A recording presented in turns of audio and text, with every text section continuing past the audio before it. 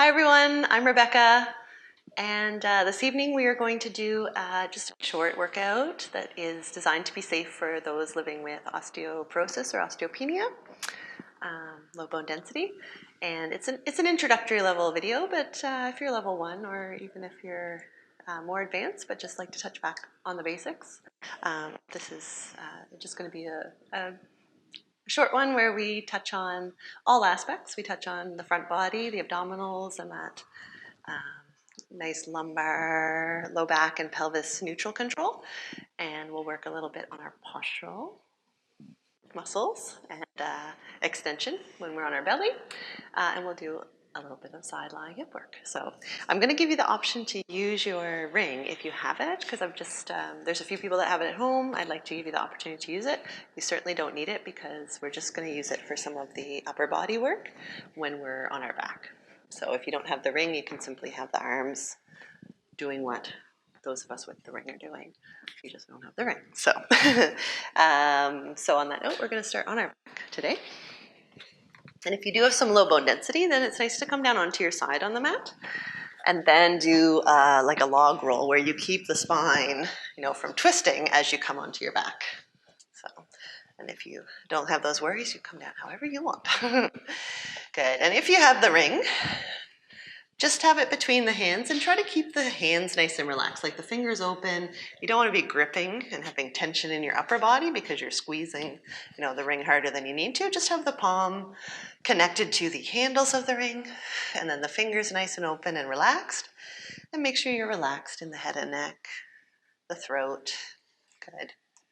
And we're going to start with the feet hip width apart, nice and grounded to the mat. Take a beautiful breath in. And on your out breath, there's no movement, but I just want you to feel that you're starting to connect to your core. So on your out breath, thinking about that pelvic floor lift. So just tightening and lifting the muscles that are between your sit bones. Imagine gently stopping your pee or lifting the blueberry. We've had a session with me. And as you breathe in, you're releasing that. So that you can do it all again on your next out breath. Think of that initiation from the pelvic floor and that strength coming from the abdominals near the pubic bone and rising up to about the tummy button. Try not to develop too much tension in the upper abdominals, right? This is just breathing. Exhale to feel that connection to your core muscles. And breath in to release.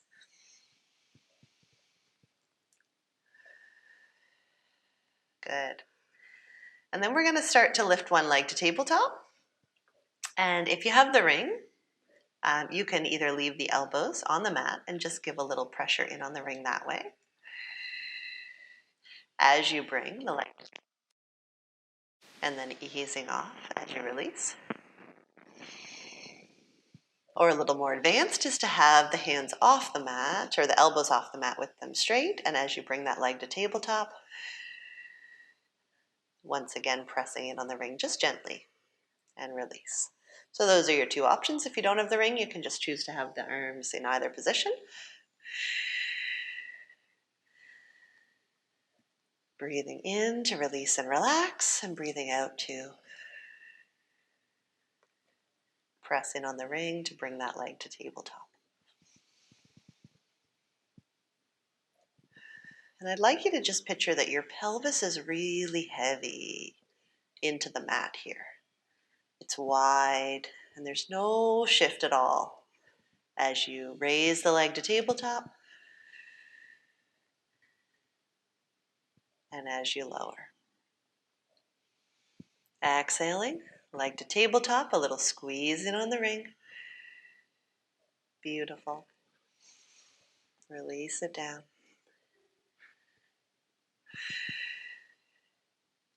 Good. And also try to feel that the ribs stay nice and still, those low ribs in particular. Sometimes as we bring a leg to tabletop, we get more space behind the back because the ribs have lifted, and you're going to stay strong there and avoid that. Good. Make this one your last one. Beautiful, good. And then I'd like you to leave. So we're going to bring that right leg back up to tabletop and we're going to leave it there while we do some arm movement. So I'll give you the option to add the leg as well, depending how experienced you are with our classes. On your exhale, I want you to hold the low ribs, the solar plexus, down and back towards the mat, just strongly, so that as you raise the ring overhead, or just both arms, right, you're not letting any extra space develop behind the spine. And then you're going to bring the ring back up to the ceiling as you breathe in. So just practice that, arms alone, with a single leg in tabletop, right? Good. Perfect. And right, if you're happy here, right, then you have the option of straightening the leg out as well on an angle, not lowering it lower, like beyond what you can control.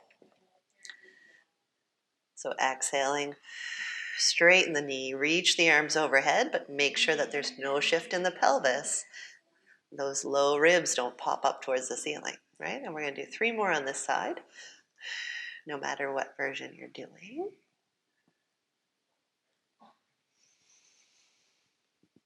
Exhale. Shoulders are down away from the ears. Trying to keep the elbows nice and straight. And just enough pressure inward on the ring that you're active in your upper body. Beautiful, good. Hold this one just for 1 breath and check your form. And then bring it all back in. Good. And then just set your ring to the side. Hug that knee in towards the chest. Lovely. Just to give a little flexibility to that hip, a little bit of compression, a little bit of release. And then you can lower that leg to the mat. Back to your ring. Arms are up towards the ceiling. Left leg comes up to tabletop, or whichever one you didn't just do. And let's practice arms alone first. So as you exhale and the arms go overhead, you feel the whole spine, your whole back body stay still against the mat and bring it back up. Good. And then if you want, if you're confident with the upper body and you want to add the leg, go ahead. But those are long levers, right? That's harder than it looks, is to keep the abdominals drawn in, to feel that you're strong in the pelvic floor. So if you want to practice just the arms, you can still get a really nice abdominal workout. Just that you're, if you have a pet watching, they're not going to think it's very hard.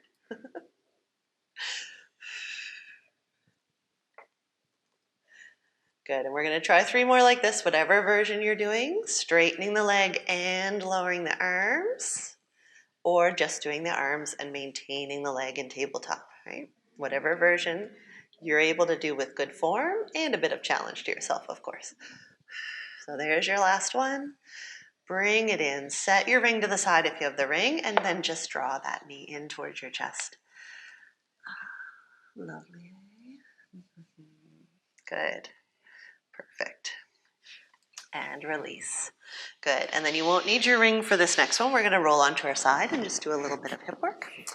And for this one, you're going to have the knees right up in front of the hips. So we're not in our little clam position where the knees are just gently bent. You really have the knees up in front of you. And the bottom arm is your pillow if you're comfortable, or you can always get a little cushion and put it there and just have the arm out in front of you if the shoulder doesn't like this position or bent elbow position. Before we start, I want you to look at your knees and just see if they're the same length, unless you have a known leg length difference.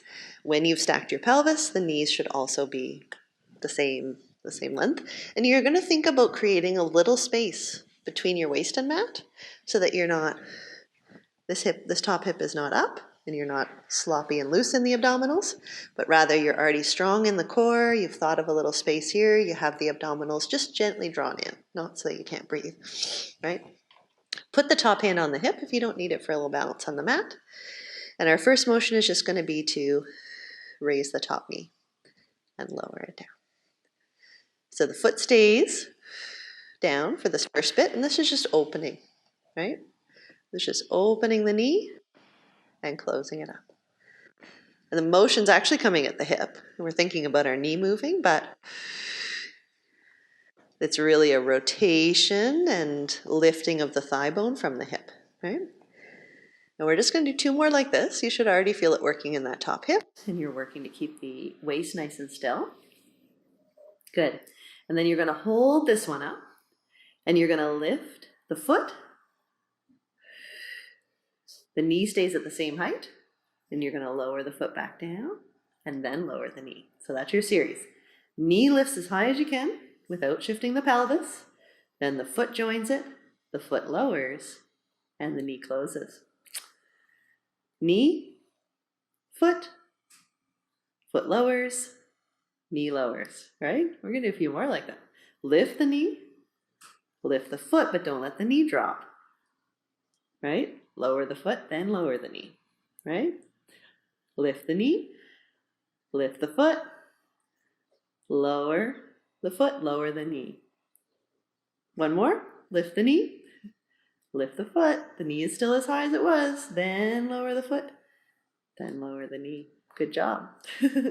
We have to do that one on the other. Oh no, I want to do a few pure lift here, right? Without the pelvis rolling back. So we'll just do 4 where you really think of that pelvis staying stacked. You can put your hand on the bony crest of your pelvis to just make sure. And on your exhale, and lower, and lower. For 2, for 1, beautiful, good. And then we're going to shift to the other side.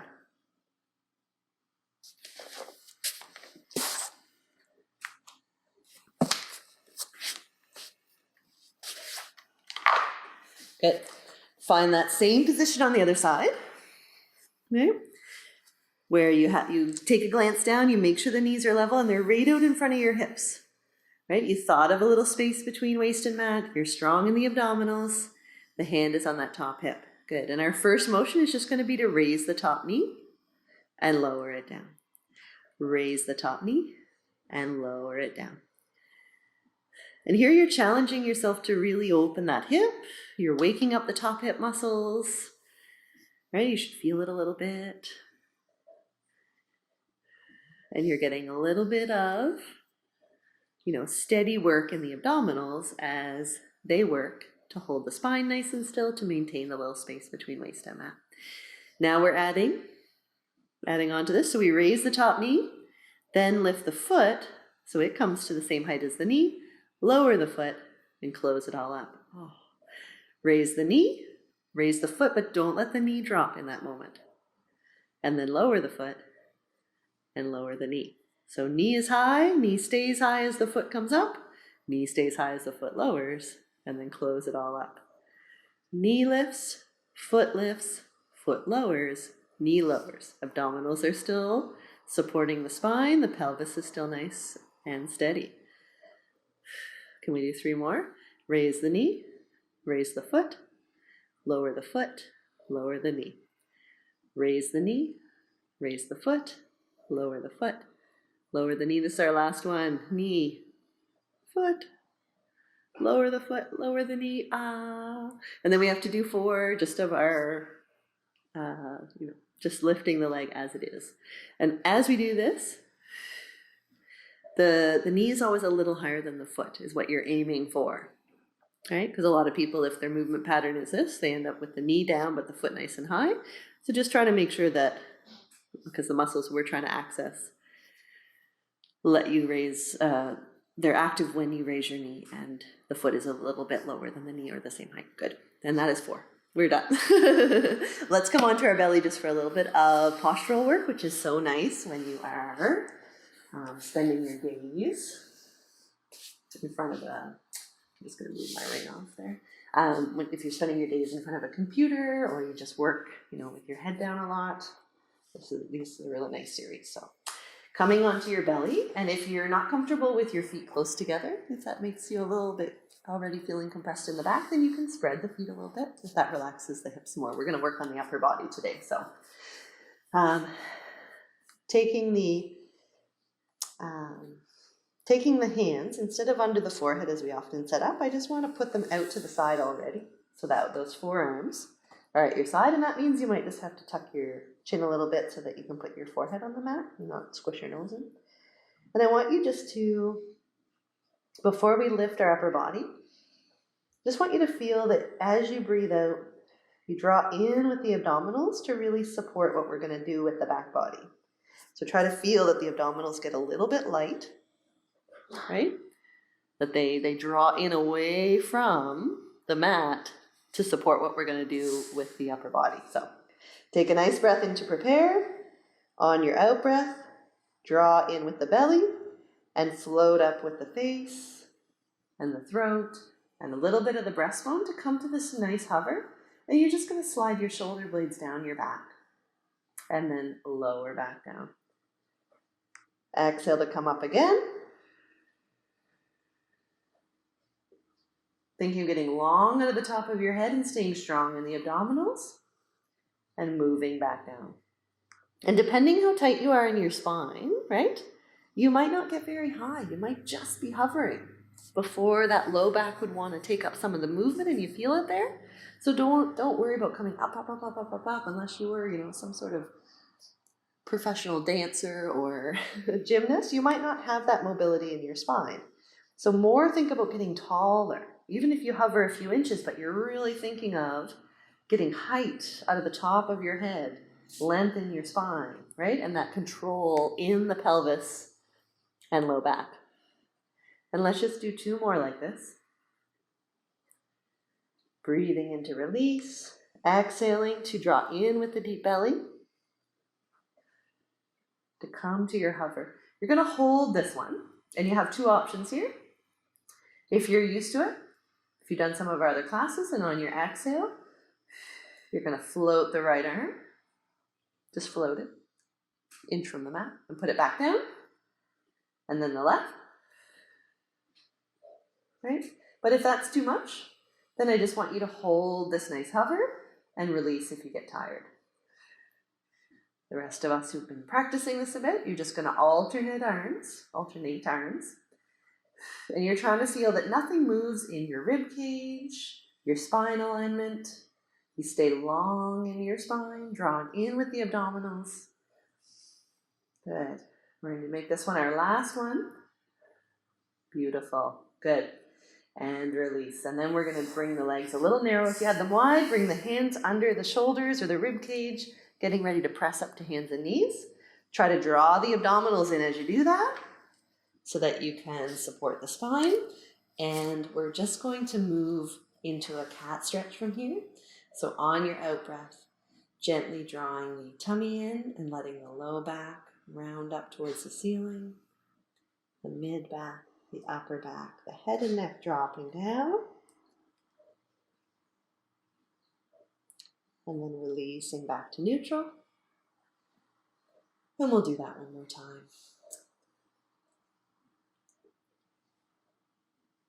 A nice, gently rounded spine with wide shoulder blades, shoulders away from the ears, releasing back to neutral.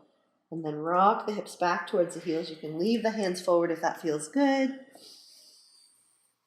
just to give yourself a little support. And this just lengthens the back of the hips and that low back fascia in a different way than the cat stretch. Beautiful. Enjoy one more breath like that. And then if you do have some low bone density, you're really going to either use the hands to help yourself maintain that tall spine as you come up to kneeling, or you're just going to come right up to stand. So, and I hope that felt good. I think I kept that pretty quick. Maybe not 15 minutes, but anyway, thank you for tuning in, and I will see you next time. Ciao.